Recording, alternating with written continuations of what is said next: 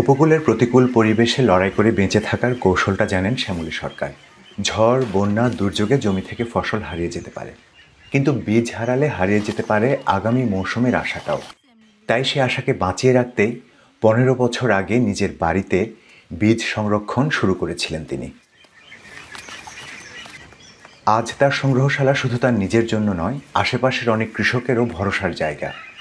বিভিন্ন শাকসবজি থেকে শুরু করে ফলমূলের বীজও যত্ন করে রেখেছেন তিনি। যে কোয়ানে পাবো বীজ, কোয়ানে কি করব, বাজারের বীজ তো আমি নেব না। তা সারা বিল ঘুরে ঘুরে আমার ননদায় চন্দনায় দুইজনে আমরা ঘুরেছি, ঘুরে ঘুরে এই বীজ রাখিছি। পরবর্তীতে সেই বীজ আমরা লাগাইছি, লাগানোর পরে এইভাবেই তো আমরা এইভাবেই বীজ সংরক্ষণ শুরু করেছি আমি প্রথম জীবনের থেকে, বুঝছেন। নিজের সংরক্ষণ করা বীজ থেকে বাড়ির আশেপাশে শাকসবজির চাষ করেছেন শ্যামলী। জলবায়ু পরিবর্তন, লবণাক্ততা আর ঘূর্ণিঝড়ের ঝুঁকির মধ্যেও তিনি বিশ্বাস করেন ভবিষ্যতের খাদ্য নিরাপত্তা লুকিয়ে আছে এই বীজের মধ্যেই। গাছটা শুকোয় যাবে, বীজটাও শুকোয় যায়, তারপর ক্ষেত থেকে তুলে এনে রেখে দিই, দিয়ে পর রোদ্দুরি শুকাতে দিই। শুকানোর পরে ভালো করে বীজটা যখন শুকায় যায় তখন ছায়া জায়গায় রেখে ঠান্ডা করে তাই বীজটা আমরা কোটোয় ভরে রাখি। এই যে এই লেবু খুব শ্যামলীর উদ্যোগ এখন আর একক কিছু নয়। খুলনার বটিয়া ঘাটার অন্তত 17টি গ্রামে তার মতো শতাধিক নারী ঘরে ঘরে বীজ ভাণ্ডার গড়ে তুলেছেন।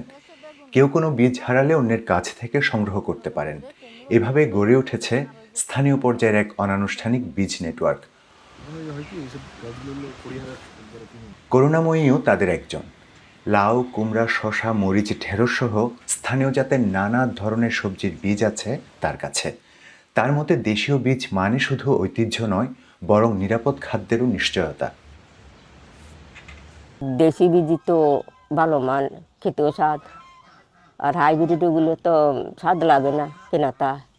সেই জন্য আমরা দেশি বীজ লাগাই আর বীজ রাখি, আবার তরকারি বিক্রি করি। আর এই যে বীজ রাখি কেন, বিভিন্ন মেলায় আমরা যেতে পারি, প্রদর্শনী পোলাডে আমরা যাই, সেখানে দেখা যায় কিছু পুরস্কারের ব্যবস্থা আছে।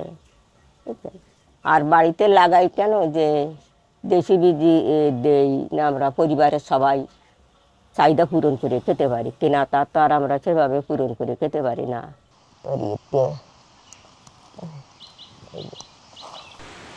এই বীজ দিয়ে নিজস্ব চাহিদা মেটানোর পাশাপাশি প্রতিবেশী বা আশেপাশের গ্রামবাসীদেরও সহযোগিতা করেন তারা।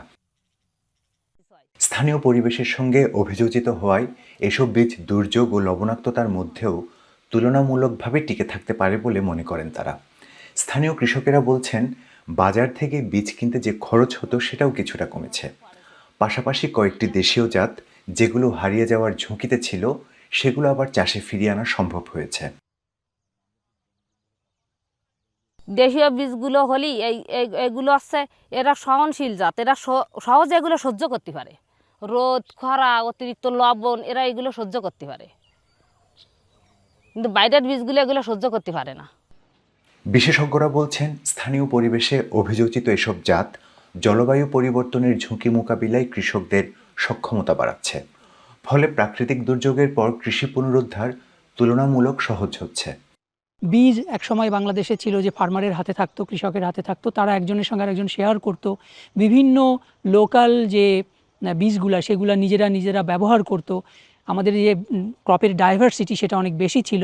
এখন কমার্শিয়াল কাল্টিভেশনে যে আমরা উন্নত সব বড় বড় ফসলের কথা চিন্তা করছি, কিন্তু নিজেদের যে অতি জনপ্রিয় ফসল, ফল, সবজি এগুলোকে আমরা হারাতে বসেছি। এই যে উদ্যোগটা, এটার মাধ্যমে সেটা সংরক্ষণ করা সম্ভব হবে, আমাদের লোকাল যে উৎপাদন সক্ষমতা সেটা সাস্টেইন করবে, এবং আলটিমেটলি সবচেয়ে বড় যেটা বীজের সক্ষমতা আমাদের চাষিদের হাতে থাকবে, কর্পোরেট সেক্টরে বা বড় বড় প্রোডাকশন হাউসে, ইম্পোর্ট হাউসে চলে যাবে না।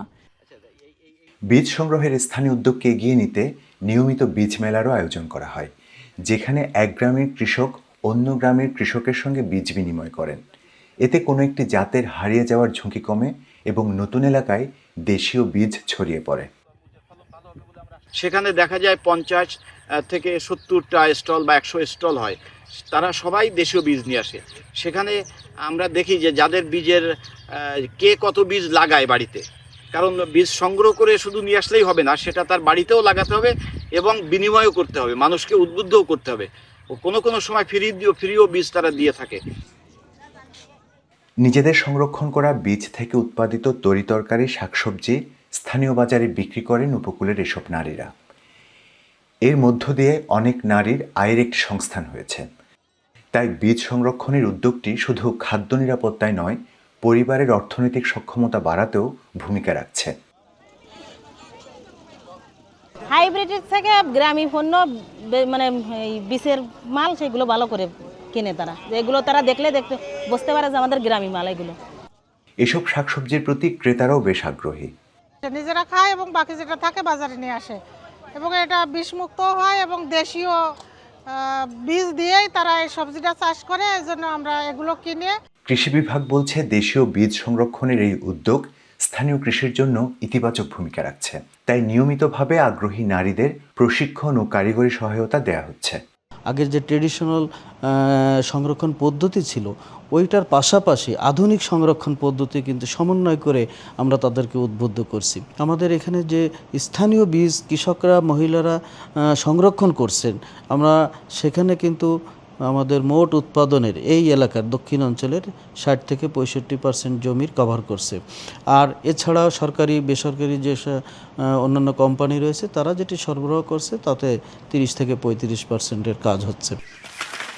জলবায়ু পরিবর্তনের ঝুঁকিতে থাকা বাংলাদেশের দক্ষিণ পশ্চিমাঞ্চলে দেশীয় বীজ সংরক্ষণ এখন শুধু কৃষি উদ্যোগ নয়, বরং স্থানীয় নারীদের নেতৃত্বে গড়ে ওঠা এই মডেল দেখাচ্ছে সীমিত সম্পদ নিয়েও কিভাবে একটি সম্প্রদায় নিজের খাদ্য ব্যবস্থা আরও টেকসই করে তুলতে পারে।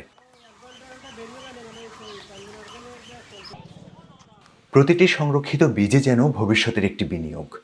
কৃষকেরা আশা করছেন এমন উদ্যোগ আরও বিস্তৃত হলে উপকূলের কৃষি হবে আরও স্বনির্ভর, বৈচিত্র্যময় এবং জলবায়ু সহনশীল।